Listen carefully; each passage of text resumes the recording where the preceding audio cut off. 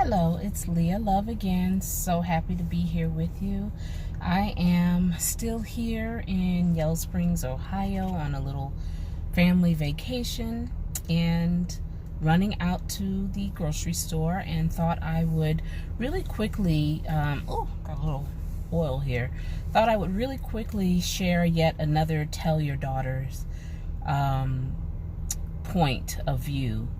That's mine. And again, as I mentioned yesterday, I'm starting this brief series. I'm not quite sure how long it'll last, but I definitely have had so many epiphanies and a lot of long-term goals that have come to fruition.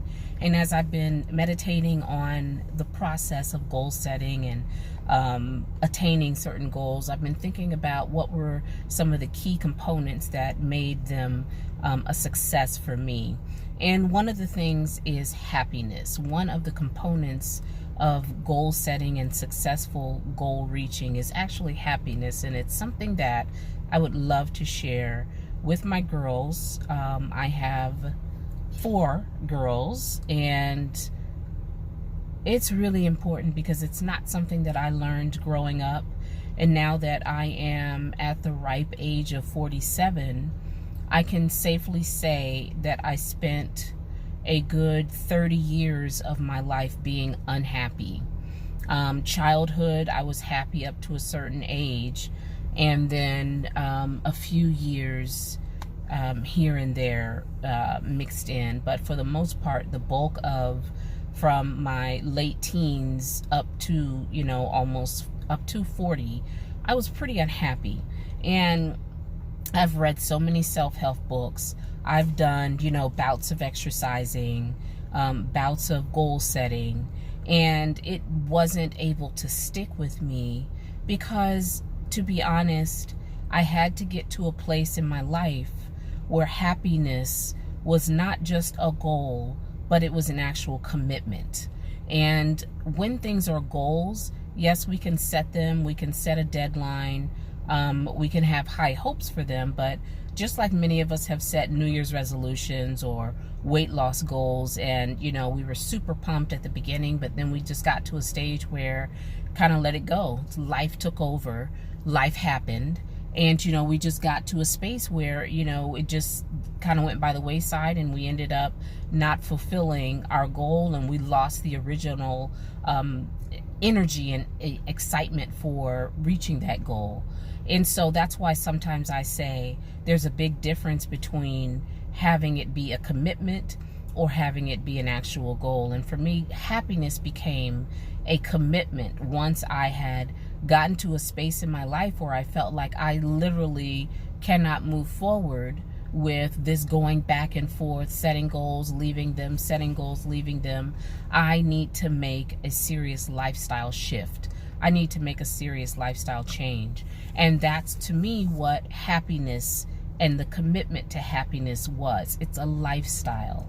And I would love to tell my girls, as I will, that your happiness is not dependent on your weight. It's not dependent on whether or not you have clear skin.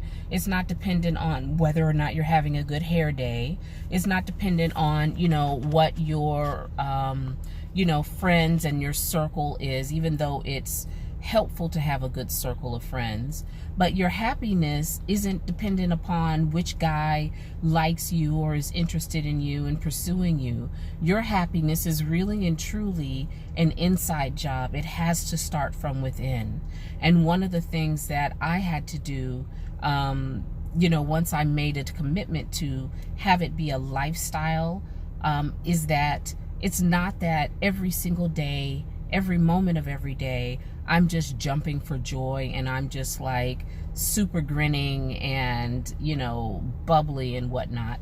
That's not what I mean. What I mean by a commitment to happiness is understanding that even though there are challenges in life, even though there are ups and downs, when I am committed to my happiness, it means that I am always putting myself first. It means that I'm living a life of awareness, inner awareness, focusing on the status of my inner being.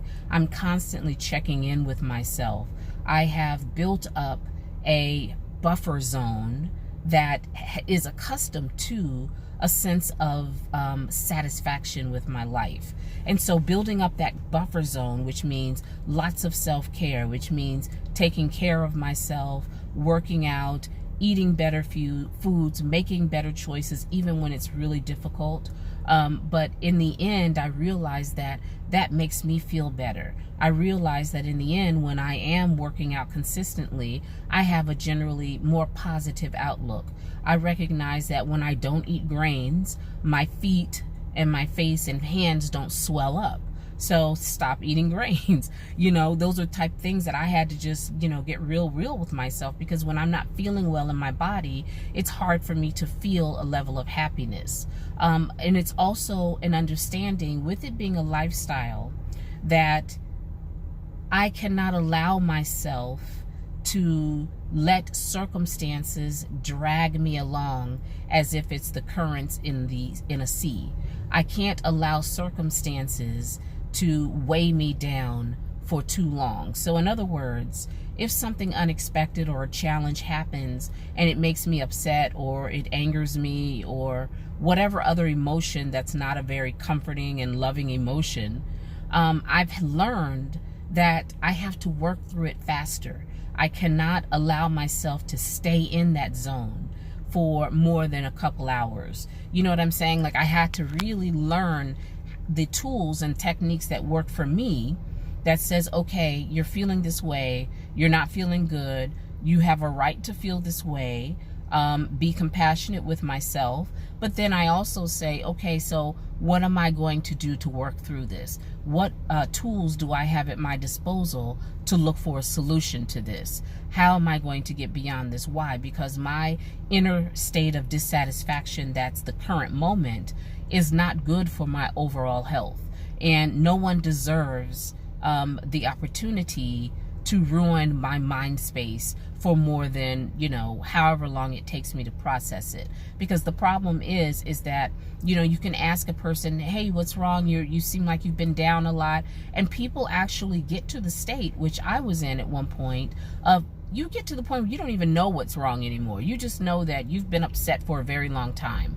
And it's just one thing after another, because we know that when you have a certain mindset, you're having a certain behavior and thinking, and then you are bringing those type of experiences in your life that give you more of what you're focusing on. So if you're focusing on your discomfort, your unhappiness, the things that make you sad, you will encounter more opportunities to be sad.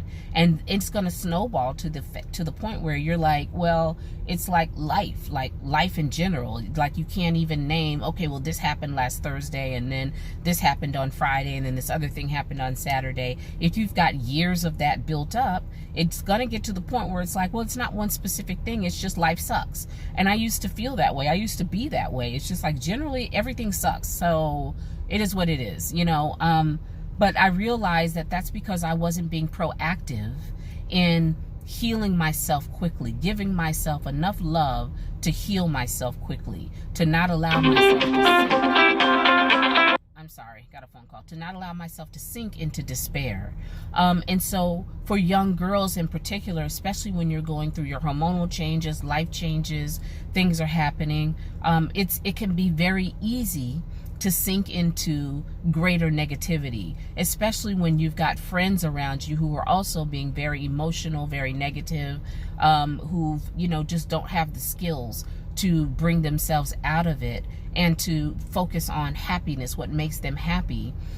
When you have a group of friends like that around you too, it's that much harder for you as a young lady to pick yourself up and to see things from a more positive state of mind. So your commitment to happiness, your commitment to a lifestyle of happiness, means that get a journal, start writing out the things that you actually like to do, the things that bring you joy, and literally, commit to doing 1 to 3 of those things every day.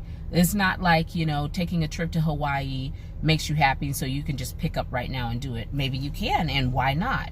But if you can't, there are other things like walking to the ice cream shop, or,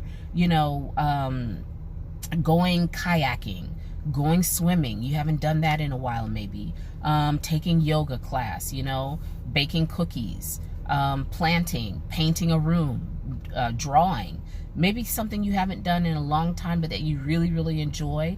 Commit to keeping that list available to yourself. Get a calendar and literally schedule it in. Stopping off and treating yourself to a Starbucks latte.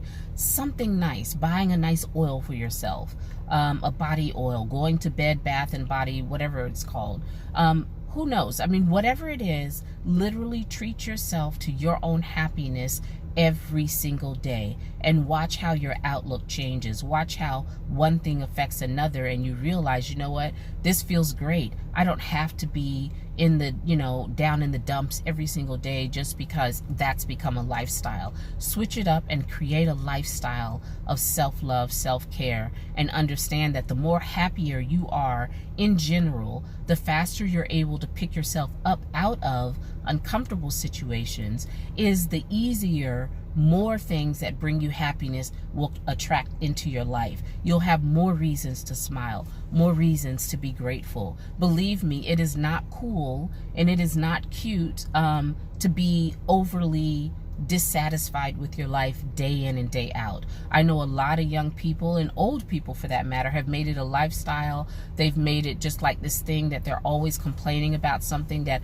it's a way of getting attention for some people, not all, to say, you know, oh, I'm down, so everyone come and take care of me. Have people want to be around you because you're inspiring and you're happy. No man is going to give you that level of inner happiness, but many men will be much more attracted to you when you have a level of inner happiness, a level of self-sufficiency in terms of being able to monitor and maintain your own level of happiness. When a man sees a woman who is self-contained, who can make herself happy, who's excited about life, who has a general positive outlook, who, you know, is enticing and engaging and smiles a lot from her inner self, that's enticing. That's a gorgeous woman, because that's a woman that, you know, any man would want to be around. Any man who's worth his weight in salt. Or weight in gold would want to be around. And so, you know, attract those type of people into your life and see how that feeds you even more, how that brings you to even more happiness. So this is Leah Love. Again, thank you for watching. And if you know any young ladies that might benefit from this, definitely share. And if you're a mom, think about having this conversation with your children, even if they're 4, 5, 6, all the way up into their teens, into their 20s. Share this level of joy with them and let them know that as a woman, it is their duty and responsibility to build up their savings account of happiness, to well up with joy inside them. That makes them so beautiful and so lovely to be around. Why skip these lessons? I wish I'd had it when I was younger. So that's why I'm here sharing it with you all, or anyone who'd like to listen. Have a great day, you guys, and I'll see you soon. Bye-bye.